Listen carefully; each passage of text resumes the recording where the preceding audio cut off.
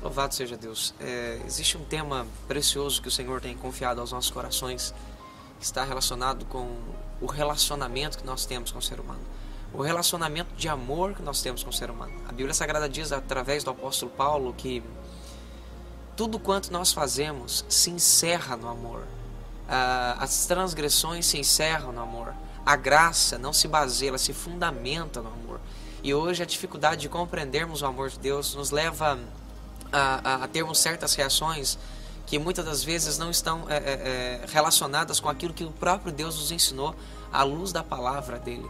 Hoje, quando vemos um homem que foi, quem sabe, um assassino, roubou pessoas e fez algumas outras coisas, a primeira coisa que fazemos é dizer: poxa, uma pessoa dessa aceita Jesus e simplesmente tudo que ela fez vai embora.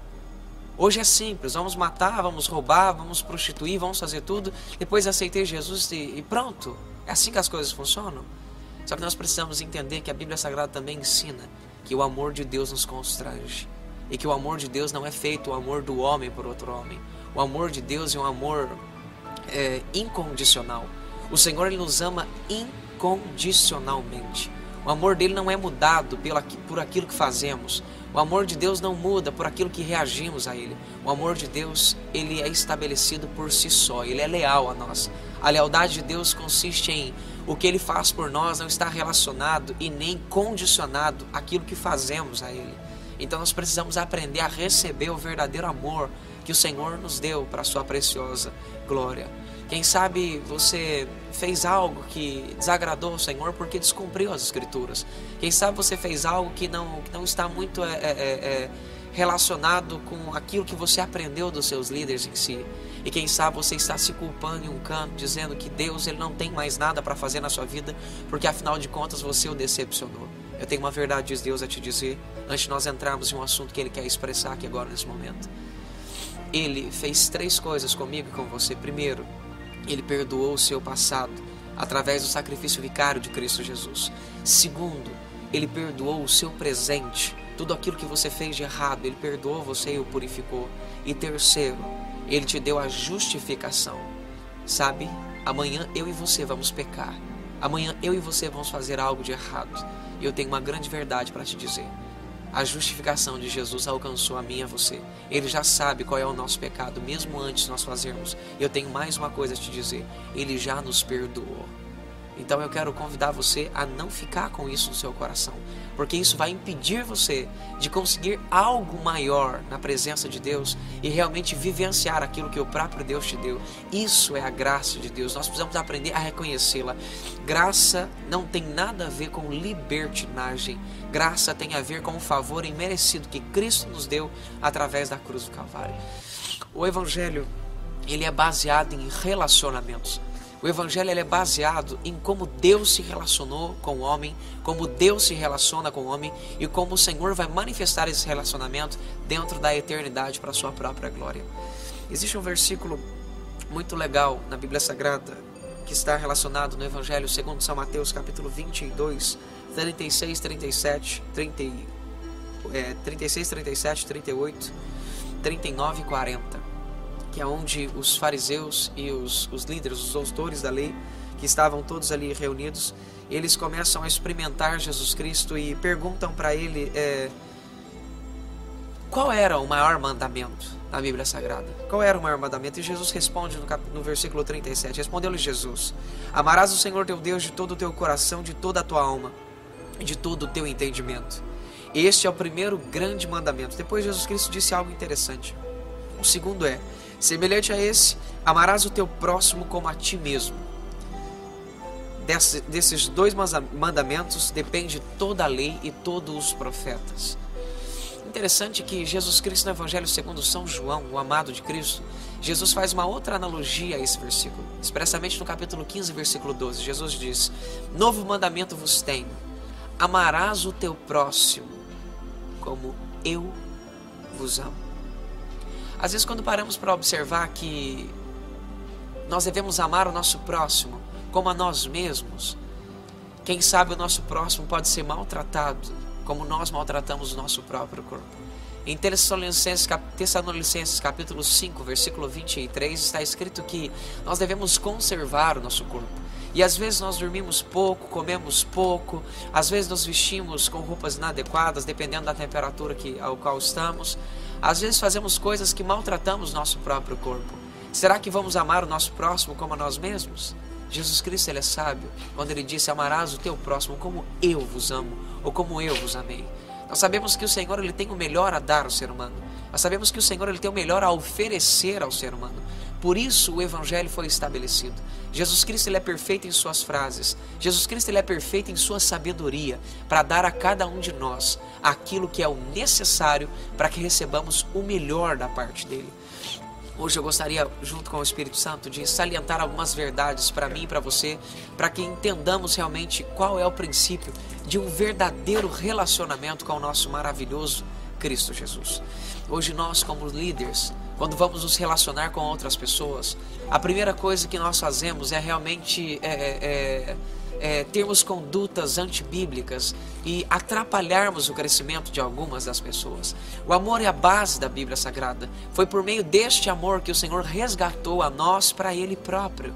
A Bíblia Sagrada diz que o amor não é somente um sentimento. O amor, ele é uma atitude. Em João capítulo 3, versículo 16, Deus disse que Ele amou o mundo primeiro. Ele não amou somente uma cidade, Ele não amou somente uma região, Ele amou todo o mundo. E às vezes nós somos egocêntricos e auto-egocêntricos, ao ponto de observarmos somente o nosso centro, o nosso meio, aonde nós estamos. O amor de Deus, ele não se estende a uma única pessoa, a um único país, a uma única região. O amor de Deus e o coração dele pulsa e é compungido pelo clamor do povo dele, pela igreja dele, por todo o mundo. E o Senhor amou o mundo de tal maneira que Ele deu o seu Filho. Dar é um verbo, é uma ação. Ele não só sentiu algo pelo povo dele, como Ele também agiu como Ele sentiu. Ele não teve vontades, Ele teve um querer. E o querer é uma vontade expressa. Quem tem vontades simplesmente fica na vontade, mas quem quer põe em atividade aquilo que tem vontade. Deus queria ver o povo dele. Ele tinha uma vontade muito grande, compungindo o coração dele, de ver toda a igreja dele junto com ele nos céus, adorando ele e exaltando o nome dele. O que ele fez? Ele transformou sua vontade em um querer. E o que ele fez? Ele amou o mundo de tal maneira que ele deu o seu Filho. Então o amor não é somente um sentimento. O amor é uma atitude que o Senhor faz e que o Senhor fez e o que Ele quer fazer através de nós. Eu gostaria que você compreendesse essa grande diferença entre só sentir e expressar em atitude aquilo que fazemos. Amor é agir, nós precisamos agir. Por isso, para que outros possam viver, vale a pena nós morrermos, para que outras pessoas possam viver. Então, o que o Senhor nos ensinou à luz da palavra de Deus, que o pecado ele se encerra no amor. O Senhor, quando olha para mim e para você, Ele vê que nós pecamos, mas Ele também entende a expressão de amor que o Filho dele fez na cruz do Calvário quando morreu por nós. Então, automaticamente, Ele expressa o amor dele através da lembrança do sacrifício vicário de Cristo Jesus. Hoje, quando vamos nos relacionarmos, nós temos a dificuldade de aplicarmos o amor. Eu tinha muita dificuldade de me relacionar com pessoas, às vezes, que estavam em pecado, até o dia que Deus me permitiu ficar preso em um pecado, para que eu pudesse entender quão miserável homem que sou e quanto eu preciso da glória de Deus. Eu só aprendi a respeitar o pecado das outras pessoas quando eu aprendi a entender que eu também tinha fraquezas e dificuldades. Isso fez com que eu entendesse que realmente eu sou igual às demais pessoas, um ser humano que precisa da misericórdia de Deus, que é a causa de nós não sermos consumidos. Hoje nós como líderes, hoje nós como pastores, hoje nós como representantes e ministros do Evangelho, tomamos hoje condutas horríveis. Somos hipócritas, somos seres que fazemos coisas que não agradam ao Senhor, tomamos condutas embasadas naquilo que nós mais queremos, tomamos condutas aqui, fazemos coisas que o Senhor não quer que façamos, ainda damos o nome ao próprio Deus, dizendo que é Ele quem nos mandou fazer, mas na realidade nós somos egocêntricos e queremos ser portadores do poder e agimos segundo os nossos próprios ideais, segundo as nossas próprias consciências, e fazemos coisas hoje que têm atrapalhado atrapalhado o evangelho, tem atrapalhado a deambulação do caminhar da igreja, tem atrapalhado realmente o crescimento genuíno da igreja do Senhor Jesus Cristo nesses últimos tempos.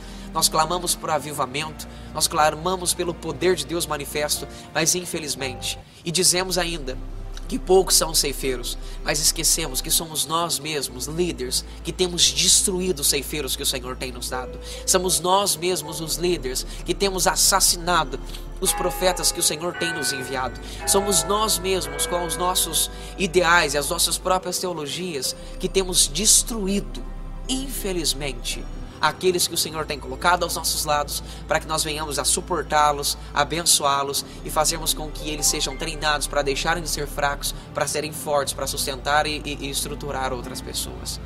Eu gostaria de compartilhar algo que o Espírito Santo tem me ensinado acerca de como se relacionar para o crescimento de um líder, para que ele possa realmente servir como um instrumento do Senhor, para que o mundo conheça um Jesus verdadeiro que está vivo agora mesmo nesse lugar. Algo que nós precisamos aprender quando vamos corrigir alguém. Hoje nós não corrigimos pessoas preocupados com as pessoas, nós corrigimos pessoas preocupados em nós mesmos. Quando vemos um jovenzinho errar, ou um ancião errar, ou alguém na igreja errar, a primeira coisa que nós fazemos é dizer: olha o que você fez, olha o que eu tenho que fazer agora. Depois que você fez isso, vou ter que fazer isso, vou ter que fazer aquilo, vou ter que fazer inúmeras coisas. Olha o que eu vou ter que fazer por causa de você. Eu não estou corrigindo a pessoa por ela. Eu estou corrigindo ela por mim, pensando em mim, pensando no que agora eu vou ter que fazer. Imagine Cristo Jesus descendo aqui na terra, caminhando aqui dentro dessa terra, e de repente ele olha para a humanidade pecando, as pessoas se prostituindo, usando drogas, ladrões, salteadores e as demais coisas que existiam naquela época, que também existe no tempo de hoje. E Jesus, olhando para tudo isso, ele para e dá um grito e fala: gente, olha o que vocês fizeram, agora eu vou ter que morrer por vocês. Não foi isso que Jesus Cristo fez. Quem sabe eu não faria o que Jesus fez. Jesus Cristo não esperou a nação, Jesus Cristo não esperou o país, Jesus Cristo não esperou os seus povos, Jesus Cristo não esperou o mundo pedir perdão a Ele. Jesus Cristo, Ele desceu, ficou diante de toda a terra, abriu seus braços ao Pai e disse: Pai, me perdoa porque eu pequei. Ele não virou e falou: Deus, perdoa esse povo. Ele não disse somente isso. Ele assumiu o pecado de toda a humanidade e pediu perdão ao Pai, se colocando no lugar dos demais. Sabe por quê? Porque Ele pensou em mim e em você. As exortações que o Senhor Jesus Cristo fazia estavam condicionadas a um princípio que eu gostaria que você observasse. Primeiro passo: a minha autoridade e a sua autoridade está condicionada ao amor que nós temos pelas almas. Eu e você não temos autoridade para repreender, exortar, e nós não temos autoridade para bater de frente, confrontar ninguém, se nós não amarmos essa pessoa. Hoje o que nós vemos são líderes que confrontam, repreendem, exortam, mas não amam. Antes de Jesus Cristo adentrar nessa terra, caminhar sobre essa terra, durante o seu espaço de 33 anos, nos abençoar com milagres, ensinamentos, exortações e repreensões, Ele amou primeiro o mundo de tal maneira. Desde Gênesis 3:14 e 15, Jesus Cristo já havia morrido por nós, porque Ele era, é e sempre será. Antes dele iniciar uma coisa, Ele já termina aquilo que Ele iniciou. Está escrito isso no livro de Isaías 46. Antes dele iniciar algo, Ele já terminou aquilo. Antes dele vir aqui nos exortar, Ele já nos amou. Ou seja, a minha autoridade de te exortar, de te repreender, está condicionada ao quanto de amor eu tenho por você. Em uma escala de 1 a 10, se eu te amo no nível 5, eu tenho autoridade para te exortar até um nível 5. Mas hoje essa não é uma realidade que as pessoas têm entendido. Hoje eu chego em você e digo: você não pode fazer isso, você não pode fazer aquilo. Mas eu não estou pronto para tomar pedrada junto com você. Eu não estou pronto para ser oprimido junto com você. Eu não estou pronto para passar provações junto com você. E não foi isso que o nosso Jesus Cristo ensinou. O nosso Senhor ensinou que nós devemos, literalmente, que nós devemos amar as pessoas e ganhando assim autoridade para exortá-las. Hoje nós repreendemos pessoas preocupadas conosco mesmo, ao invés de preocuparmos com os valores que existem dentro delas. Eu quero dizer uma coisa a você. A exortação, a repreensão, ela está realmente alicerçada em forma de um instrumento para preservar algo dentro do ser humano. Ou seja, você só pode exortar alguém quando você quer preservar algo dentro dessa pessoa. Suponhamos que você veja um levita, um líder. Ele tem um grande potencial, ele tem um dom para adorar ao Senhor, ele tem um dom para se entregar em adoração ao Senhor, e você o vê fazendo algo de errado. Você só vai exortá-lo e repreendê-lo para preservar esse dom que está dentro dele. Mas hoje não é uma realidade que nós fazemos. Nós repreendemos as pessoas, nós exortamos as pessoas, sem nem reconhecer o porquê que nós exortamos essas pessoas. Nós não repreendemos ela preocupada em preservar valores. Nós repreendemos simplesmente porque está atrapalhando o nosso espaço. Se eu e você não conseguimos reconhecer os princípios e os valores das pessoas, melhor que nos calemos e ficamos quietos, para não fazermos coisas erradas. Às vezes, nós chegamos com a nossa autoridade pastoral e logo cortamos uma raiz de uma pessoa. E às vezes ela não consegue se levantar mais. E depois nós reclamamos: Senhor, grande a obra e poucos são ceifeiros. Se nós pudéssemos escutar o Senhor dizendo a nós: os que eu te envio você tem assassinado, você tem matado, ao invés de edificar essa pessoa e levantar essa pessoa. Preste atenção. Deus vai me usar algo para dizer a você agora, que é um princípio de como construir um caráter de um líder. A primeira coisa que você precisa fazer: construa a pessoa. Corrija a pessoa, depois construa ela de novo. Quando você for exortar alguém, destaque nessa pessoa primeiro aquilo que o Espírito Santo te mostra, que são os valores da pessoa. Chegue nela e diga: olha, você é um grande adorador. Existe um dom de Deus dentro de você. Existe a graça de Deus dentro de você. Você é um jovem precioso, ou um homem precioso na presença do Senhor. É por isso que eu estou aqui junto com você, para te dizer isso. Aí você diz a ele qual é o seu problema. Olha, você tem feito isso, isso e isso de errado. Isso vai atrapalhar o seu crescimento com Deus. Não faça mais isso. O Senhor não quer mais que você faça isso. Isso desagrada ao Senhor. Jesus não quer que você faça mais isso. Depois que você o corrigiu, agora o construa. Sabe por que eu tenho dito isso a você? Porque o Senhor quer continuar a manifestar o poder dele através da sua vida. Ele quer fazer você abundar dentro desses dons, para que toda a nação e todos os povos possam compreender que o Senhor é Deus através da sua vida. É assim que corrigimos alguém, reconhecendo os valores, tirando aquilo que não agrada o Senhor e reconhecendo os valores. Constrói, exorta, constrói. É assim que funciona. Só que nós, pastores, nós estamos acostumados a estarmos em cima de um altar com o microfone na mão. Não temos relacionamento com as ovelhas. Nós não estamos junto com as ovelhas na hora que elas precisam. Nós não morremos por ela. Põe uma coisa no seu coração: Jesus Cristo morreu primeiro, para depois cobrar.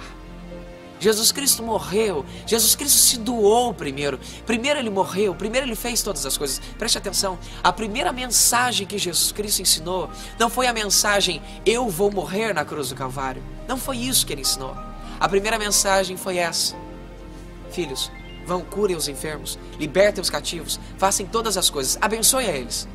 Depois diga a eles que o reino dos céus está próximo. Foi isso que ele fez. Você consegue entender o que o Senhor quer te dizer? Primeiro ele deu, serviu, abençoou. Quando as pessoas: nossa, mas que doutrina é essa?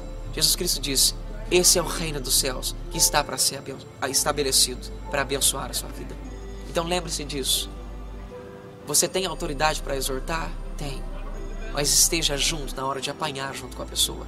Esteja junto na hora de sofrer junto com a pessoa. Porque é isso que lhe dá autoridade para poder exortar alguma pessoa. Que o Senhor possa lhe abençoar tremendamente, em nome de Jesus.